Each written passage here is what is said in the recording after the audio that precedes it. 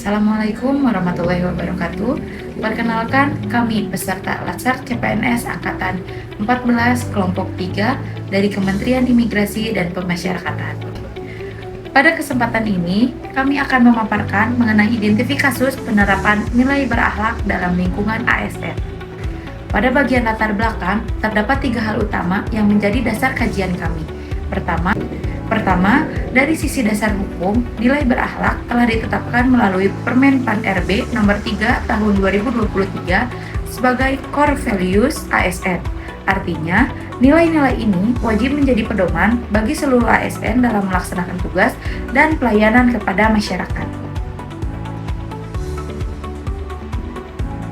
Kedua, terkait masalah nyata, masih ditemukan ASN yang belum sepenuhnya memahami dan menerapkan nilai berakhlak dalam pekerjaan sehari-hari. Hal ini tentunya berdampak pada menurunnya kualitas pelayanan publik serta kurang optimalnya kinerja organisasi. Ketiga, tujuan kajian kami adalah untuk mengidentifikasi kasus-kasus pelanggaran nilai berakhlak, menganalisis penyebab yang mendasarinya, serta merumuskan solusi yang dapat diterapkan secara nyata di lingkungan kerja. Selanjutnya, pada bagian konsep inti berakhlak, terdapat 7 nilai utama yang menjadi pedoman ASN, yaitu 1.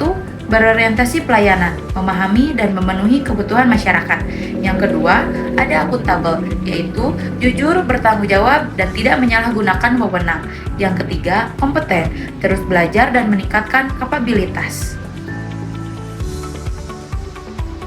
Yang keempat, menghargai perbedaan dan saling peduli dan tolong-menolong. Yang kelima, loyal, menjaga nama baik pimpinan, instansi, dan negara. 6. Adaptif, terus berinovasi dan antusias menghadapi perubahan. Ketujuh, kolaboratif, membangun kerjasama yang sinergis. Ketujuh nilai ini tidak hanya menjadi prinsip, tetapi juga harus diwujudkan dalam perilaku sehari-hari ASN, baik dalam memberikan pelayanan kepada masyarakat maupun dalam bekerja di lingkungan instansi.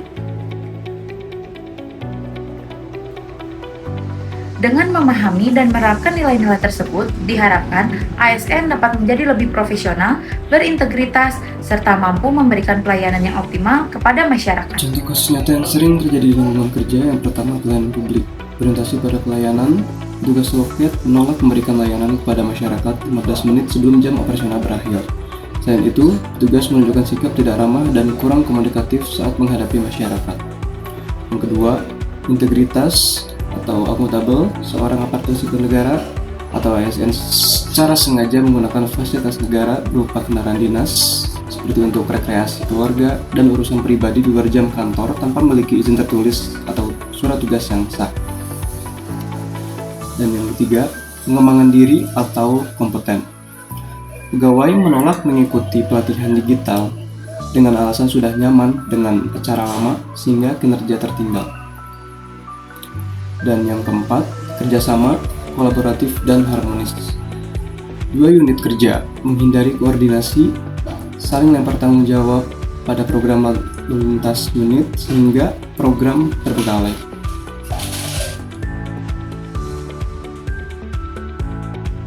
Untuk analisis penyebabnya ada 4. Yang pertama, kurangnya pemahaman nilai. Ini adalah akar kognitif atau mindset problem. Sosialisasi belum merata, artinya tidak semua ASN mendapatkan pemahaman yang sama tentang berakhlak. Bisa jadi hanya formalitas, seminar atau edaran tanpa internalisasi mendalam. Nilai hanya dianggap slogan. Ini masalah klasik, nilai organisasi berhenti di level kata-kata, tidak turun menjadi perilaku nyata. ASN tahu itu berakhlak, tapi tidak tahu bagaimana menerapkannya dalam kerja sehari-hari. Tidak ada panduan teknis tanpa SOP atau contoh konkret, nilai jadi abstrak. Misalnya, berorientasi pelayanan, bagaimana indikatornya di loket pelayanan, akuntabel, bagaimana praktiknya dalam pekerjaan harian. Makna mendalamnya adalah organisasi gagal mengubah nilai dari konsep ke kebiasaan dan ke budaya. Yang kedua, sistem dan budaya. Organisasi ini adalah akar struktural atau sistem problem. Budaya birokrasi kaku, struktur yang terlalu hierarkis membuat ASN takut berinisiatif. Akibatnya, nilai seperti adaptif dan kolaboratif sulit berkembang. Tidak ada evaluasi perilaku, kinerja biasanya diukur dari output atau target kerja, bukan perilaku, apakah sudah berakhlak. Yang dinilai apa yang dikerjakan, yang terabaikan bagaimana cara mengerjakannya. Kurang ruang inovasi. Jika ide baru tidak difasilitasi, ASN akan cenderung pasif dan mengikuti rutinitas saja. Makna mendalamnya adalah, walaupun individu ingin berubah, sistem yang tidak mendukung akan menarik kembali ke pola lama. Untuk yang ketiga, lemahnya keteladanan pimpinan. Ini adalah akar kepemimpinan atau leadership problem. Pimpinan bukan role model, nilai organisasi sangat bergantung pada contoh nyata. Jika pimpinan tidak mencerminkan berakhlak, bawahan cenderung tidak akan serius menerapkannya. Reward dan punishment tidak konsisten. Jika perilaku baik tidak diapresiasi dan pelanggaran tidak ditindak, maka ASN kehilangan motivasi untuk berperilaku baik. Norma organisasi menjadi abu-abu. Budaya asal Bapak senang itu menunjukkan orientasi kerja bukan pada pelayanan publik, tetapi pada kepuasan atasan. Ini bertentangan langsung dengan nilai berakhlak. Makna mendalamnya adalah budaya organisasi sangat ditentukan oleh apa yang ditoleransi pimpinan, bukan hanya apa yang dikatakan. Untuk yang keempat, motivasi dan kesadaran individu ini adalah akar personal atau human factor problem. Motivasi intrinsik rendah, ASN bekerja karena kewajiban, bukan karena panggilan pelayanan. Ini membuat kualitas kerja minimalis. Kerja dianggap formalitas, fokus hanya pada menggugurkan kewajiban, bukan memberikan dampak. Kurang rasa memiliki organisasi. Jika ASN tidak merasa bagian dari organisasi, maka tidak ada loyalitas, tidak ada dorongan untuk berkontribusi lebih. Makna mendalamnya adalah tanpa kesadaran individu, perubahan tidak akan bertahan lama, even jika sistem sudah diperbaiki.